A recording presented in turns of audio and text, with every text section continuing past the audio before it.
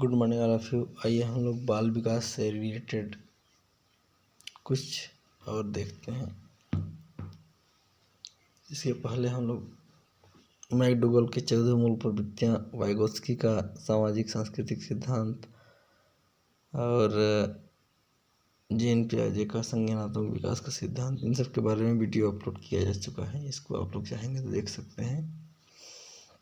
आइए हम लोग नैतिक विकास का सिद्धांत अब देखते हैं। ठीक है, तो मनुष्य में नैतिक क्रिया को ग्रहण करने की प्रक्रिया नैतिक विकास कहलाता है। नैतिक विकास का सामान्य अर्थ व्यक्ति एवं उचित और अनुचित या गलत व्यवहार में अंतर करके उसके अनुरूप व्यवहार करने की क्षमता से होता है। नैतिक व्यवहार जन्मजात नहीं होता, इससे सामाजिक परिवेश से सीखा तथा अर्जित किया जाता है। सर्वप्रथम बालक का नैतिक विकास आसपास तथा विद्यालय के नैतिक विकास से होता है।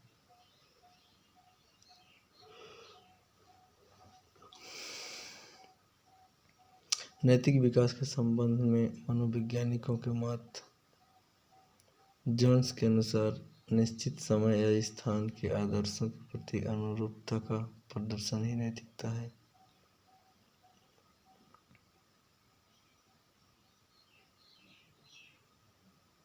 जेंडन के अनुसार है, हार्लॉक के अनुसार सामाजिक समूहों की नैतिक संहिता के प्रति अनुरूपता ही नैतिकता है।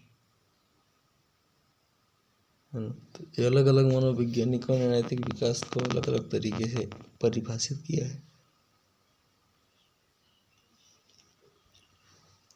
अलग अलग तरीके से अपना अपना मत दिए हैं।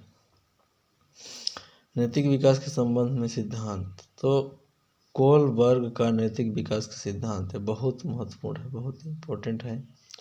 कोलबर्ग का नैतिक विकास का सिद्धांत एग्जाम में आता ही आता है, तो इसको थोड़ा अच्छे से पढ़ेंगे, ध्यान दें। कोलबर्ग द्वारा नैतिक विकास को 6 अवस्थाओं में बांटा गया है। प्रत्येक अवस्था में बालक की तर्क शक्ति एक नए प्रकार की होती है, जो निम्न है: आज्ञा और दंड की अवस्था, अहंकार की अवस्था, प्रशंसा की अवस्था, सामाजिक अनुरूपता, सामाजिक सहमति की अवस्था, विवेक की अवस्था। जीन पियाजे का नैतिक विकास का सिद्धांत। जीन पियाजे का नैतिक विकास का सिद्धांत, तो नैतिक विकास का सिद्धांत जीन पियाजे ने भी दिया था और कोहलबर्ग ने भी दिया था। जीन पियाजे का नैतिक विकास का सिद्धांत, जीन पियाजे के अनुसार नैतिक विकास न्याय के परिपक्व तथा इस स्वस्फूर्त संप्रत्तियों की प्राप्ति है। नैतिक विकास को अवस्थाओं के रूप में प्रस्तुत किया है। इनके अनुसार नैतिक विकास के 3 स्तर होते हैं, है ना: विसंविधिक नैतिकता, नैतिक समानता, स्वायत्त नैतिकता। इसके बाद फिजिकल डेवलपमेंट, इसका अध्ययन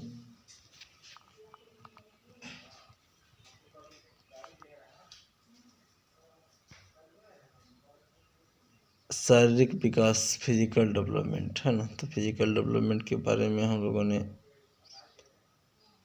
इकाई 2 से अध्ययन इसका हम लोग कर लिए हैं। शारीरिक विकास के बारे में मैं वीडियो अपलोड कर चुका हूँ, ठीक है, ये पहले से हो चुका है।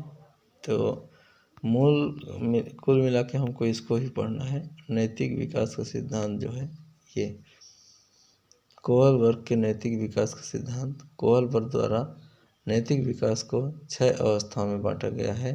प्रत्येक अवस्था में बालक की तर्क शक्ति एक नए प्रकार की होती है, जो निम्न है: आज्ञा और दंड की अवस्था, अहंकार की अवस्था, प्रशंसा की अवस्था,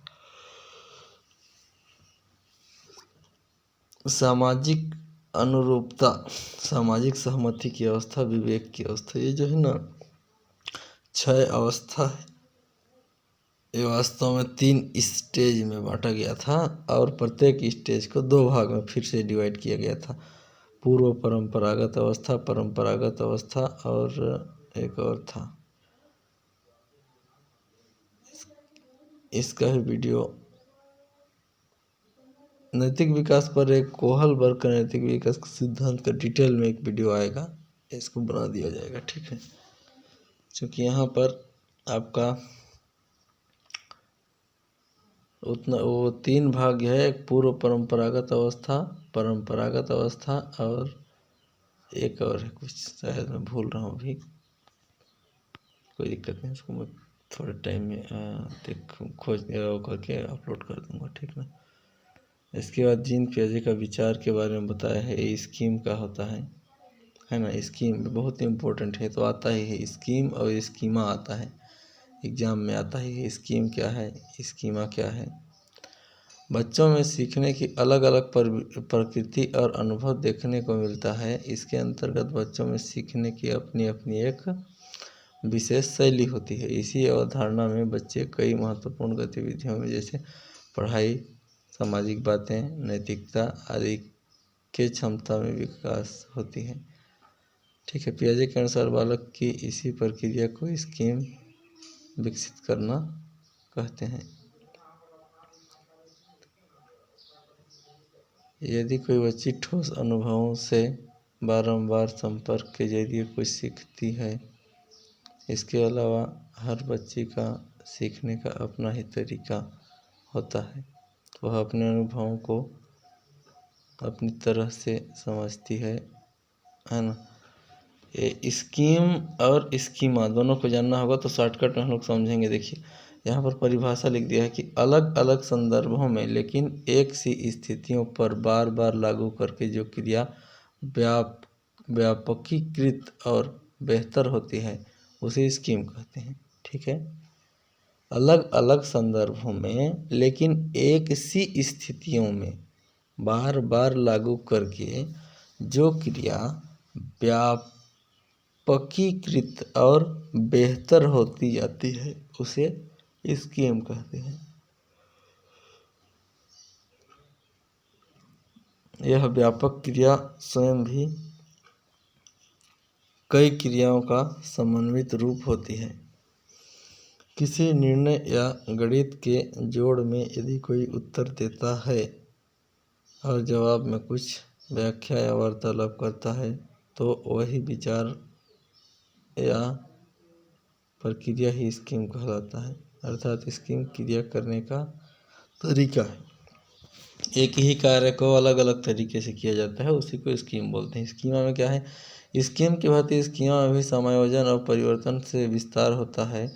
एक ही संगति और एक ही धारणाओं से संख्या के संबंध में जो प्रारंभ में समझ बनती है वह विकसित होकर संख्याओं की एक विस्तृत प्रणाली को अपनी समझ में जोड़ लेती है। यदि कोई बच्ची पहली बार एक बिल्ली को देखती है और उसके दिमाग में बिल्ली के संदर्भ में जो भी बातें अवधारित होती होगी, आगे चलकर कहीं पढ़कर सुनकर दिमाग में एक छवि या उसके गुण जैसे 4 टांगें, दूध पीना, चूहे का पीछा करना, बिल्लियों से झगड़ना, उसकी लंबी मूछें आदि बातें दिमागी छवि धीरे धीरे विस्तृत हो जाएगी। इस तरह की संज्ञान संरचना को स्कीमा कहते हैं, ठीक है। तो मतलब एक ही कार्य को अलग अलग तरीके से जो किया जाता है उसको स्कीम बोलेंगे, ठीक है।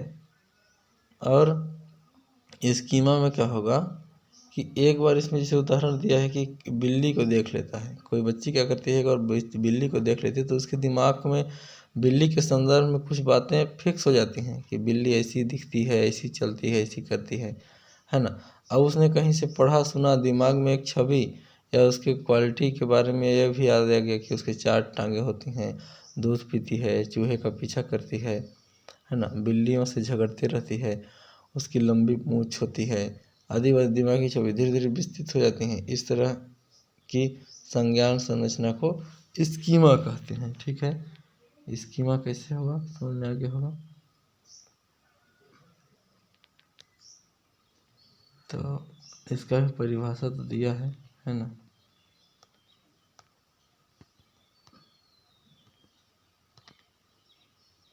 तो अवधारणा व उसके गुणों एवं अन्य अवधारणाओं के साथ उसके संबंधों को लेकर उस व्यक्ति की समझ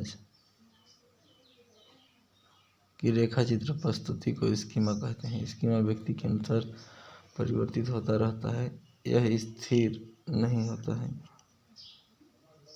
व्यक्ति की अवधारणा के बारे में व्यक्ति की समझ के अनुसार स्कीमा भी बदल जाता है। धीरे धीरे यह तस्वीर बदलती है और ज़्यादा विशिष्ट होती जाती है, लेकिन इसमें ज़्यादा विस्तृत संबंध बनते जाते हैं। अवधारणा की तस्वीर को व्यापक होती है, स्कीमा को बदल देती है।